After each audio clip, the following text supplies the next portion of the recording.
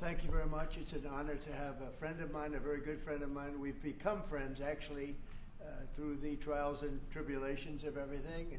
Mark Rutte, Secretary General of NATO, highly respected.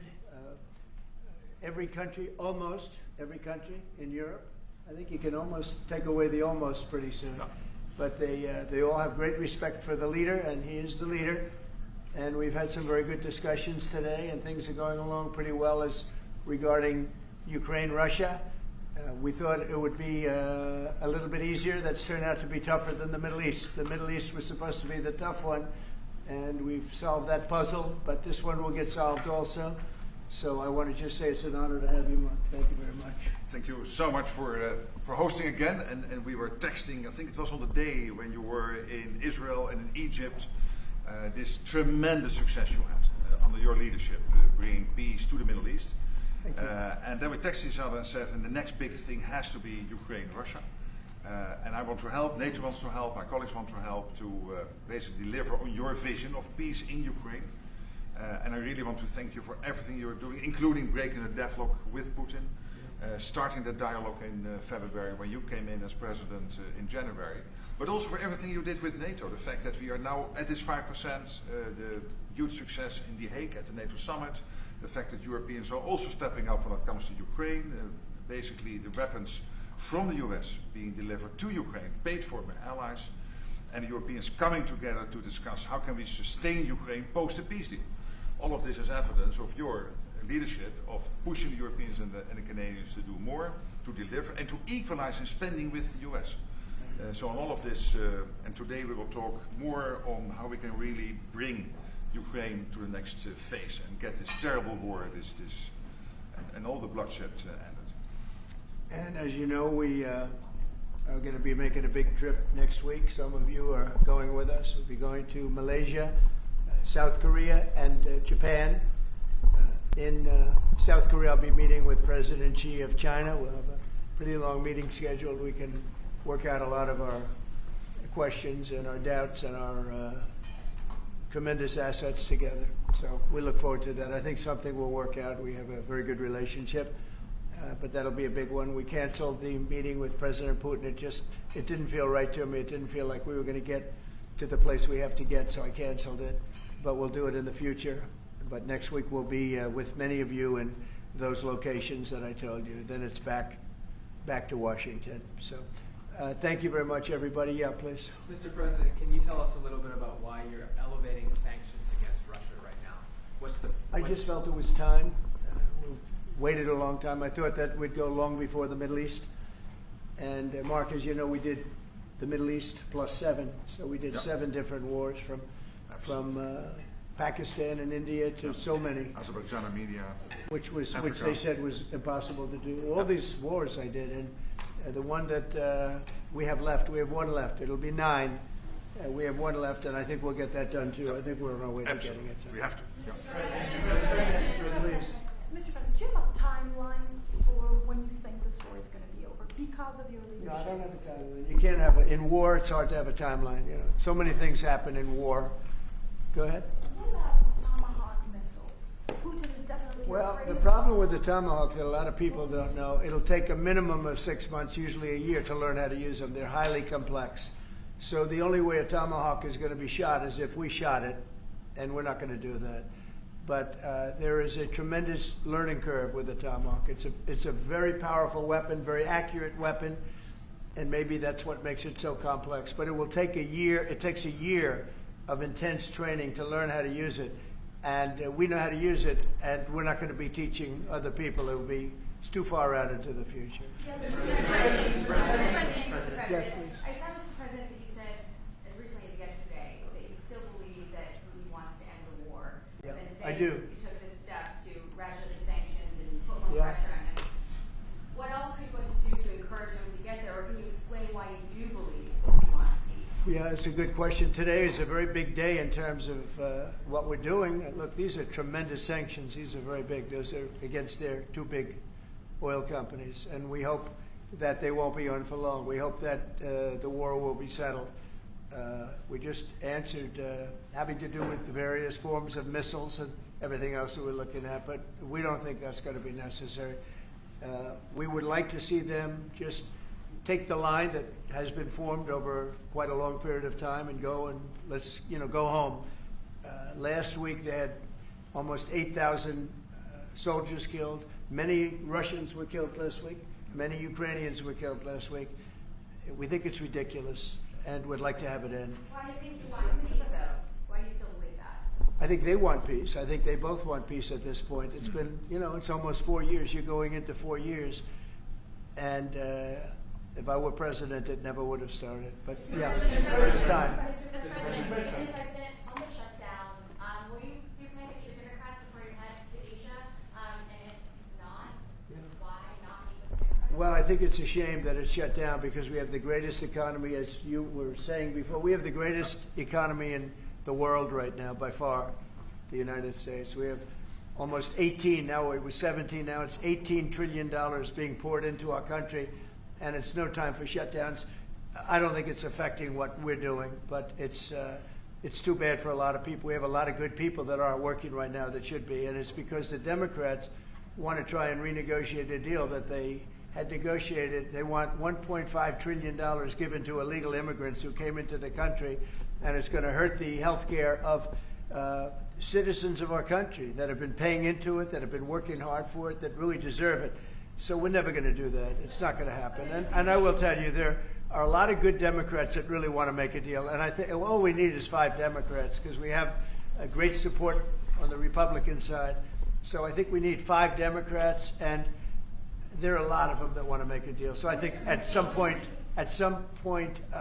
common sense will prevail. Yeah, go ahead, you can finish up. On the drug boats, right, the Eastern Pacific, Yeah. can you explain to us what that was about, how it was conducted? Yeah, who sure. you Well, were? they had one today in the Pacific. And the way I look at it, every time I look, because it is violent, and it is it's amazing that the weaponry, that everyone, they have these boats that go 45, 50 miles an hour in the water. And when you look at the accuracy and the power, look, we have the greatest military in the world. We have the greatest weapons in the world. And you see a little bit of it there. One shot, everyone dead center. And the only way you can't feel bad about it is you realize that you won't feel badly about it, is you realize that every time you see that happen, you're saving 25,000 American lives.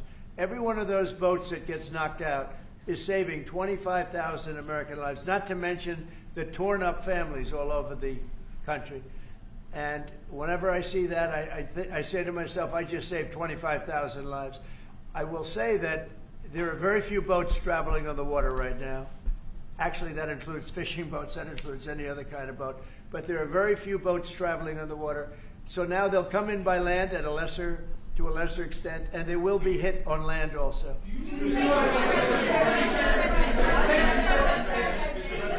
Go ahead, in the back, please. Do you have legal authority if they do come? Yes, we do. We have legal authority, right? We're allowed to do that. And if we do by land, we may go back to Congress. But we have, this is a national security problem. They killed 300,000 people last year, these drugs coming in. They killed 300,000 Americans last year, and that gives you legal authority. We have a national security, really, I will say this. When you look at the people we're dealing with, and we know them, we know the people coming in, we know the boats, we know everything else. We're allowed to do it. It's in international waters. If we don't do it, we're going to lose hundreds of thousands of people. Now, they'll be coming in by land a little bit more because they're not coming in by boat anymore. There are no boats in the water. There are no more boats. We know the boat almost immediately. It's pretty unusual when you see somebody with a fishing rod and 5 engines on the back of the boat. You don't need that to go fishing. Wait. And we will hit them very hard when they come in by land. And they haven't experienced that yet, but now we're totally prepared to do that. We'll probably go back to Congress and explain exactly what we're doing when we come to the land. We don't have to do that, but I think, Marco, I'd like to do that. You may respond to that if you want. Yeah, well, I mean, the question is, bottom line, these are drug boats. If people want to stop seeing drug boats blow up, stop sending drugs to the United States. Does it matter if it's in the United States? Well, these are all in international waters. The Can boat. you do a strike in the United States, or if we're the Well, that's a different matter. Now you're talking about a law enforcement matter. In this particular case, there are people traveling on international waters headed towards the United States with hostilities in mind, which includes flooding our country with dangerous, deadly drugs. And they're going to be stopped. And that's what's happening. And in the case last week, you saw there was a submarine. It was a submarine. It was a submersible. That's a drug boat all the way through. We know what these boats are. The president just said it. We track them from the very beginning. We know who's on them, who they are, where they're coming from, what they have on them. If you're running drug boats, you're in grave danger. And drug usage is way down, and drug usage coming from the sea, they call it ocean drugs, little term that they use, the ocean drugs, is very close to non-existent right now. I wouldn't want to be in one of those boats heading away. They're driving happily to destroy the lives of people, and they end up, that's the end of them. So the ocean drugs and the sea drugs, drugs by sea they call it also, that's almost down to nothing, as you can imagine. So they continue to come in by land at a little bit less because they see something is going to happen. They don't like it. They see something, and they're right. Something very serious is going to happen. The equivalent of what's happening by sea. And we're going to Congress just to tell them what we're doing, just to keep them informed. So we have to do it for national security. We have to do it to save lives. Secretary Bessent said that Vladimir Putin had not been honest and forthright in his talks with you. Just wondering if you could tell us a little bit more about your feelings about that, and also, if I may, to Rutte, just your thoughts on whether Ukraine should get tomahawks. Thank you. Well, I think that in terms of honesty, the only thing I can say is every time I speak with Vladimir, I have good conversations, and then they don't go anywhere. They just don't go anywhere. So in that sense, but no, look, he's fighting a war. He's in a war. That's two very competent sides, and that's the way war is. You never know with war, but I would say that it's time to make a deal. A lot of people are dying. They're not Americans, but they're people. Their souls, and they're dying by the thousands, worst since World War II, and we really should stop it. And to your other question, yes. Please. Sorry, to your other question, this has been consistent from this president when we first met again after your re-election in Mar-a-Lago in November. You said we have to stop the killing. This is close to your heart, and this is your vision. That's why this war needs to end. When it comes to tomahawks or whatever system, it's up to individual nations to decide whatever they want to supply to Ukraine. NATO doesn't take a position, but I can assure you this. When the president called me in July and said we want to again send weapons into Ukraine, paid for by our allies, the Canadians and the Europeans, that was an important moment. And that is now taking place, and the ambassador, myself, we're working hard at this. Already a couple of $1 billion of weaponry into Ukraine from the US, paid for by allies. So I'm not going to comment on about the tomahawks, but when it comes to the US and all the support for Ukraine, it is there and it is close to the president's heart, and I know this. I will say this, and Mark can say it better than anybody. The European nations and Canada have really pulled together, and it's beyond even that. I mean, it's really beyond that. I was with the Australians and New Zealanders, Japan. They all. If you want to really add them up, we could really add them up. But NATO, basically, European and Canada, and a lot of other nations, they've really band together. They are not happy about what's happening with Russia and Ukraine. They're not happy at all. Neither am I. Mr. President. Jeff?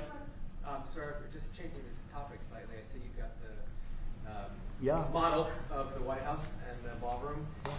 Many people were surprised the entire East Wing is being demolished, because you had said initially that the ballroom would just touch or would not. Well, touch certain it. areas What are happened? certain areas are being left. We determined that after really a tremendous amount of study with some of the best architects in the world, we determined that really knocking it down, trying to use a little section. The East Wing was not much. There was not much left from the original. It was over the course of 100 years, it was changed. The columns were removed, and it was a much different building. Then a story was added on in 1948, 1949. There was a story added on, which was not particularly nice. And the building was very, very much changed from what it was originally. It was never thought of as being much. It was a very small building. And rather than allowing that to hurt a very expensive, beautiful building that, frankly, they've been after for years. You have that. I brought these along so people could see, but it's, there's a relative Nobody's actually seen anything quite like it. I think it'll be one of the great ballrooms anywhere in the world. It's about $300 million. It's set to do many, many things, including meetings of foreign leaders, including the honoring of foreign leaders. You can see this.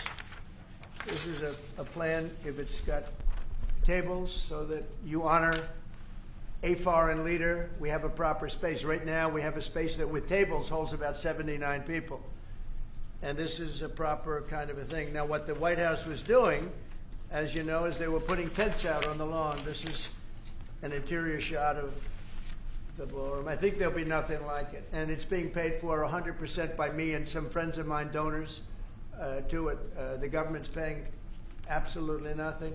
We're also working with the military on it because they want to make sure everything's perfect. And the military is very much involved in this.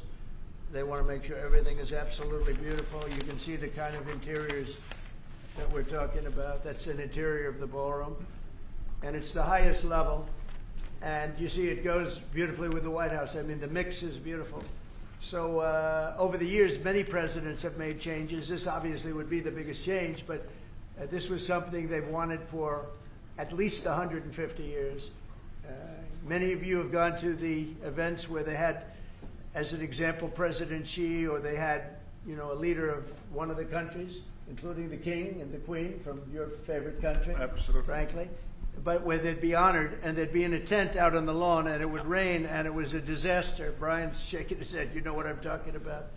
And so I thought I'd bring this out because this is going to be probably the finest ballroom ever built, and we're doing it no cost to the country. It's being put, the money's being put in by me and donors, very great patriots actually, and the spirit on the building of it is amazing. We are using little sections of footings and various other things, but that's sort of irrelevant. In order to do it properly, we had to take down the existing structure. The way it was shown, it looked like we were touching the White House. We don't touch the White House. That's a bridge, a glass bridge, going from the White House to the ballroom. Then you get into the lobby of the ballroom, and then you go into the magnificent, the main room.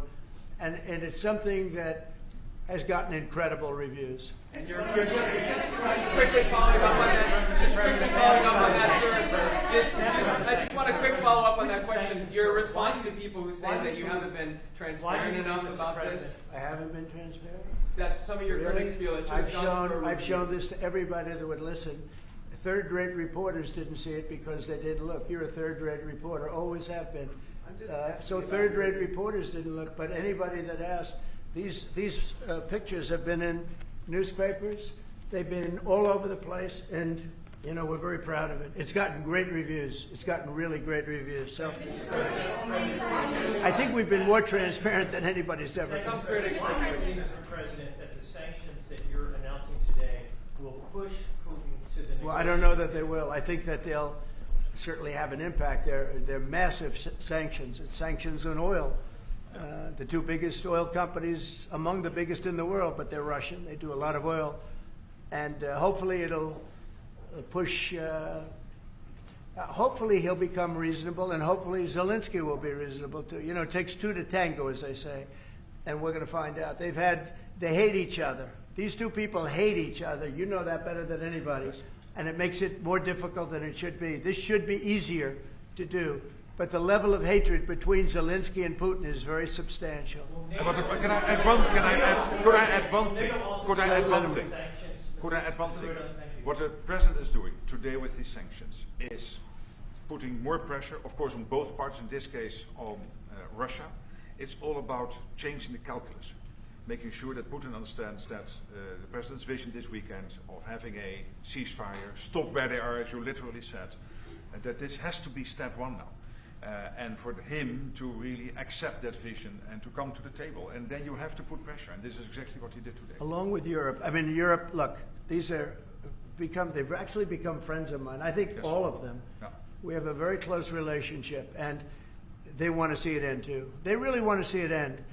But I can say they're totally committed. If this went on for 10 more years, Europe is behind them. They just can't let that happen. You can't let what's been going on. Now, it should have never happened. It would have never happened if I were president. But it did happen. I inherited. This was Biden, a man who was, without question, You take a look at the new walkway, the presidential walk of fame, we call it. Biden is the worst president we've ever had, if he was even a president. The people that surrounded that desk made those decisions. But this should have never happened. It wouldn't have happened. But it did happen. I inherited it. We're going to get it ended, hopefully soon.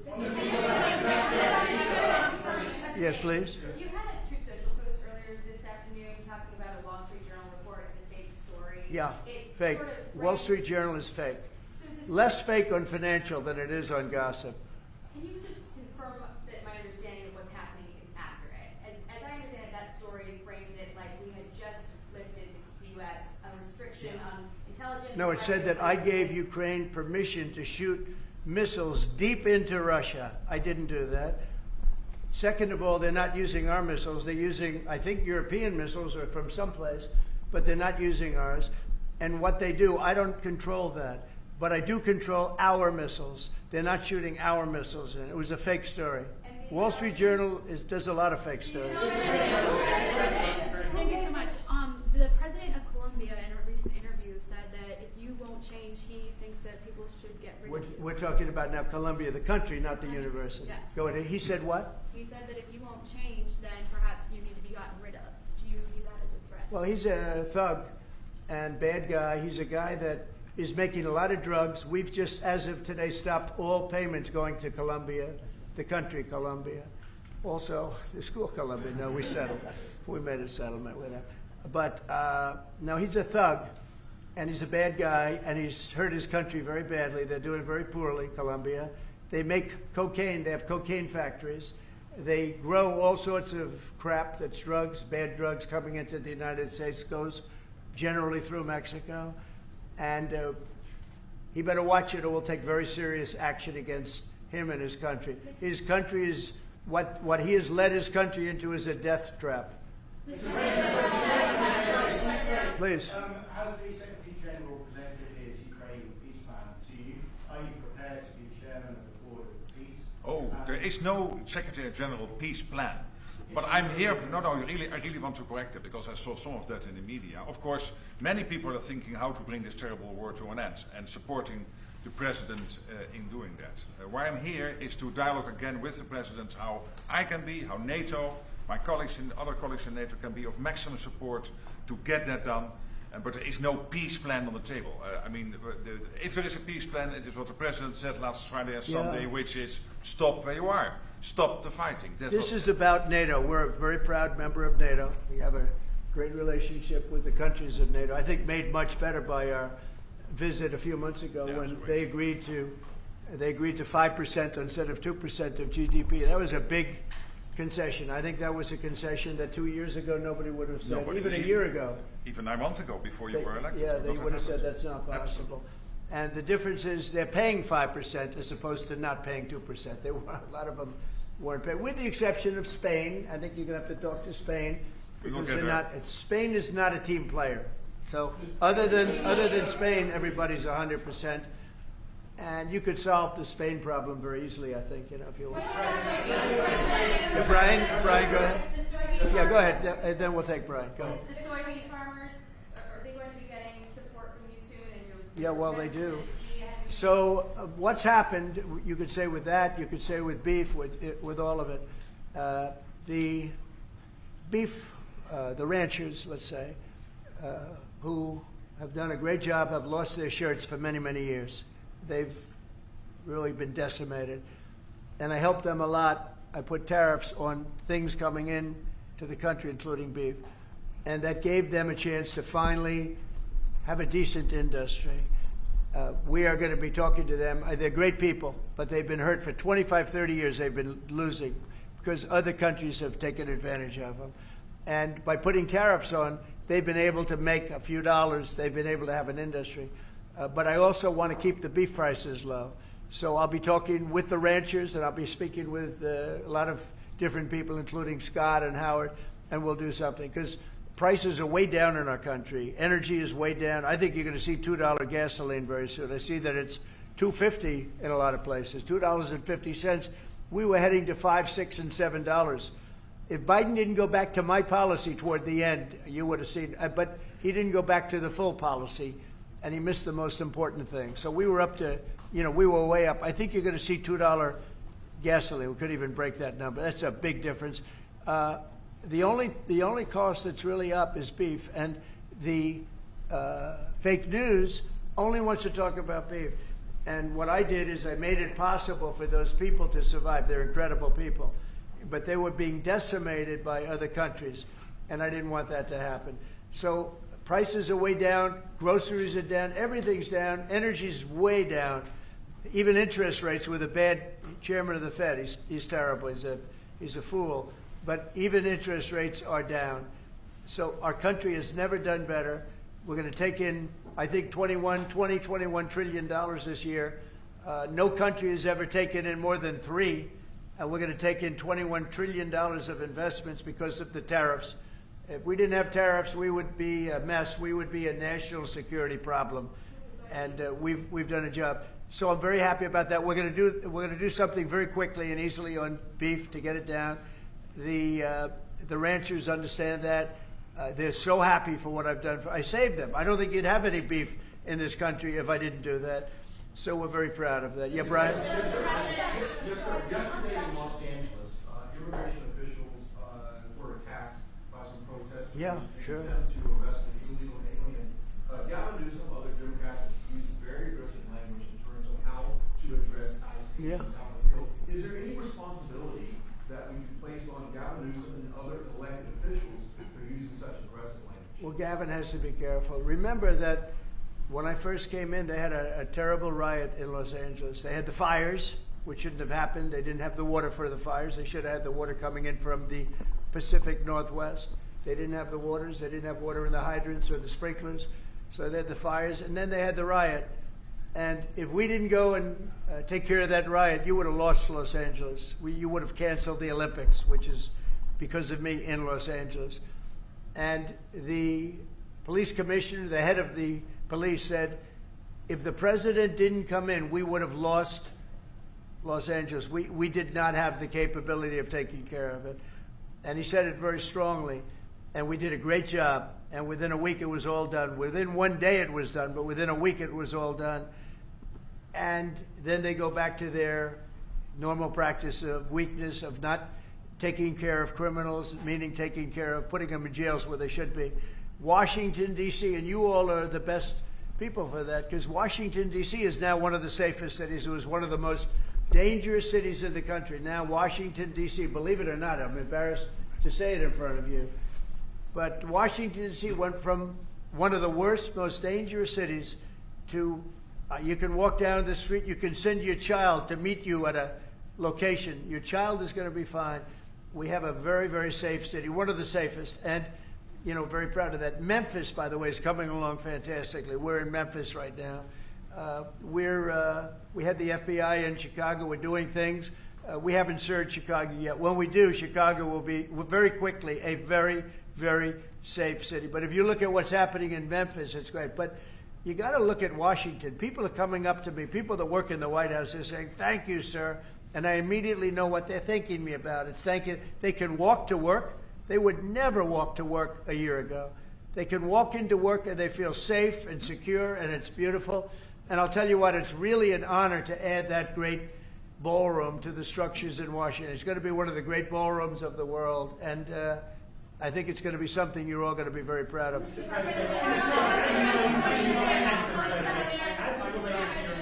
coming up with President Xi. What do you hope comes out of that meeting? What deliverables? I think we'll make a deal. I think we're going to make a deal on the rare earth is the least of it. Look, the tariffs are much more powerful than the rare earth. The rare earth is a disturbance, but there's a lot of rare earth around. I'll tell you, I've had more calls on rare earth. We've got it. Everybody's. We'll make a deal on, I think, everything. I think we're going to make a deal on soybeans and the farmers. I think we're going to make a deal on maybe even nuclear. President Putin in his call mentioned to me about nuclear, where we do a de-escalation, and I'm fine with that. I think it's good. I think it's a very appropriate thing.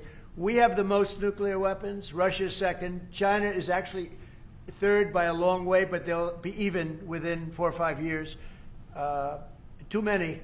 and we are talking about de-escalation. That's already being talked about. Can you convince And I think we'll probably add China into the mix. Mr. President, can you convince President Xi to stop purchasing all of that Russian oil that's funding this war against Ukraine? Well, I think I'll be talking to him about it. I think it's a little bit of a different talk. India, as you know, has told me they are stop. You know, it's a process. You can't just stop it. But by the end of the year, they'll be down to almost nothing. That's a big thing. That was almost 40% of the oil. India, they've been great. Spoke to Prime Minister Modi yesterday. They've been absolutely great. China's a little bit different. You know, they're a little bit different relationship they have with Russia. It was never good, but because of Biden and Obama, they got forced together. They should never have been forced together, but they're a little bit forced. But they're by nature, they're not. They can't be friendly. They can't be friendly. By nature, they can, I hope they are friendly, frankly, but they can't be. You should not have forced Russia and China together. And Biden did that, and Obama did that. They forced them together because of energy, because of oil, and so they are closer than they would normally be. I think I'll probably be talking about it. What I'll really be talking to him about is how do we end the war with Russia and Ukraine, whether it's through oil or energy or anything else. And I think he's going to be very receptive. He would now like to. I'm not sure that he did at the beginning. He would now like to see that war end. Do you think Xi plays an important role, Mr. President? Do you think Xi plays an important role in terms of inserting himself and convincing Putin, who he speaks to regularly, to stop the war? Yeah, I do. I think he can have a big influence on Putin. I think he can have a big influence on a lot of people. Look, he's a respected man. He's a very strong leader of a very big country. Yeah, I think he can have a big influence, and we will certainly be talking about Russia, Ukraine. Thank you, Mr. President. Liam Cosgrove with Zero. My question is actually for the Secretary General. Yes. Mr. Secretary, I don't know if you've seen this, but polling out of Ukraine shows a massive collapse in Ukrainian support for the war. A Gallup poll had it just 23%. That's less than a quarter. Zelensky came out today praising President Trump's proposal for freezing the front lines of battle as part of a ceasefire. He said that's a good compromise. So people view your coming here as, you know, you're lobbying the U.S. government to continue its involvement in the war. You're obviously lobbying for more NATO weapons to be sent to Ukraine, but Ukrainians themselves don't want to fight the war. So how do you justify that morally? Well, I'm lobbying only for one thing, and that is to make sure that we end this war. And I don't have to lobby the president because we totally agree on this. And this is what he has been doing from day one. Everything he could do to break the deadlock with Putin, get a dialogue going, dialoguing also with Zelensky, and getting this war done. It's crucial. And the fact that the US is now supplying weapons into Ukraine, paid for by allies, is extremely important. And that's now happening since 2-3 months. About 2 billion moving into Ukraine. The war hasn't wound down. Why do you think that'll wind it down now? What do you mean? Do you think more weapons will wind down the war? No, I mean, there's more to be done. So what you need, what the president said this weekend, stop where you are, so basically do a ceasefire and then have all your discussions about territory and whatever. But first, stop the war. This is what you said on Friday and on Sunday. It's a war. I mean, your question's really a fair one. It's a war that should have never started. And you know how I feel about it. But it's a war that should have never started. And we're not selling any weapons to Ukraine. We're selling them to NATO, which is different from before. With Biden, he just gave $350 billion worth of weapons and cash right into Ukraine, and that was so foolish. But we sell them to NATO, and in theory, you can do what you want with them. It doesn't have to be Ukraine, but probably it is mostly. No, what nations are doing now is buying from this program and making sure that the supply is in Ukraine, so Europeans and Canadians. And for example, these are interceptors for the Patriot systems, crucial to protect the cities. Today, again, a Russian attack has killed children, at least seriously wounded children in kindergarten in Ukraine. So we need to make sure that the air defense systems are in place, and we need the US systems to do that, and the Europeans are paying for that. And this is exactly the type of actions we needed, and the president is doing that and trying everything to get this war to an end, starting with the ceasefire. You still believe that Putin wants to take all of Ukraine? I always felt that way. I always felt he wanted to. When I was in my first term, I was I was very close to him, relatively speaking. It was harder because of the Russia hoax. But I would talk to President Putin about Ukraine, and it was the apple of his eye. I'd say it was the apple of his eye, but it would have never happened. He knew the consequences were too great. When we had a rigged election and all of a sudden I wasn't there, he said, wow. I think he looked at Afghanistan, how horribly that was handled, so stupidly. And I think that really gave him a little additional, incentive. I always felt he wanted the whole thing, not a piece of it. But I think now he's willing to negotiate a little bit further, and I think he's willing to make a deal. We'll see. We'll see. We don't want him. We don't want him to have the whole thing. Go ahead, please. Thank you, Mr. President. You have this big tariffs case before the Supreme Court. It's November the 5th. Yeah. You suggested you might actually show up to the Supreme Court. Yeah, I'd like to. I think it's one of the most important decisions we'll ever have from the Supreme Court. With tariffs, we're a strong, sound country. We're a nationally secure and internationally secure country. We're a very rich country. Without tariffs, it's a slog for this country, a big slog. I think it's one of the most important decisions in the history of the Supreme Court. And I might go there. I really believe I have an obligation to go there. We are doing so well as a country right now because of tariffs. And you have to understand, tariffs have been used against us for many years, decades. And just slowly but surely hurting our country so badly. That's why we owe $37 trillion. We owe that because other countries have taken advantage of us over many, many decades, And now we're a rich country. We're taking in money like we've never done before. Without tariffs, that would not be happening. And also, I solved, as you know, 8 wars. Of the 8, 5 of them, maybe even 6 of them, are because of tariffs. The threat of tariffs on these nations, if you want to fight, that's okay. India and Pakistan. If you want to fight, that's okay. But you're going to pay tariffs, and they're going to be very substantial.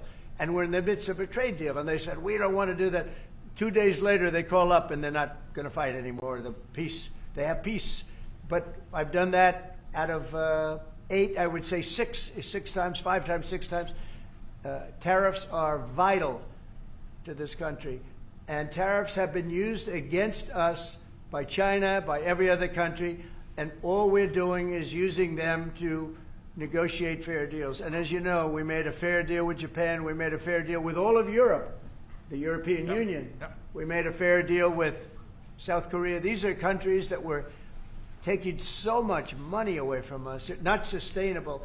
And now we're taking in hundreds of billions and even trillions of dollars.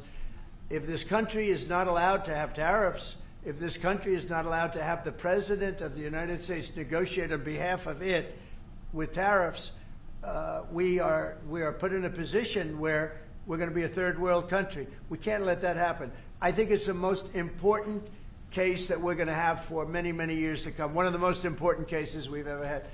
With tariffs, we're a rich, secure country. Without tariffs, we're a laughingstock. We'll be a laughingstock. And I don't want to have anything to do with that. Thank you very much. Thank you. Thank you. Thank you very much.